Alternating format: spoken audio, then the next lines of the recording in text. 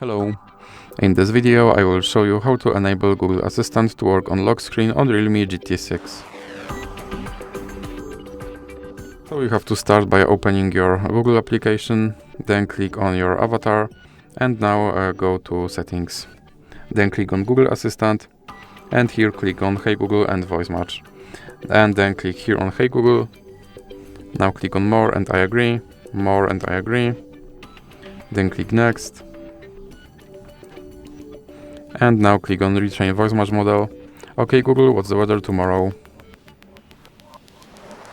OK Google, set a timer for 5 minutes. Hey Google, make a call.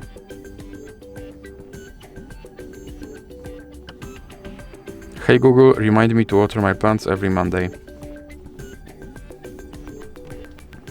Now click next. Then click back. And now go to lock screen and click yes, I'm in. And make sure that this first option stays on. And now let's check if my Google Assistant will work on lock screen. OK Google. And as you can see, my Google Assistant works on lock screen. So that's it for this video. If you liked it, please remember to leave a like and subscribe.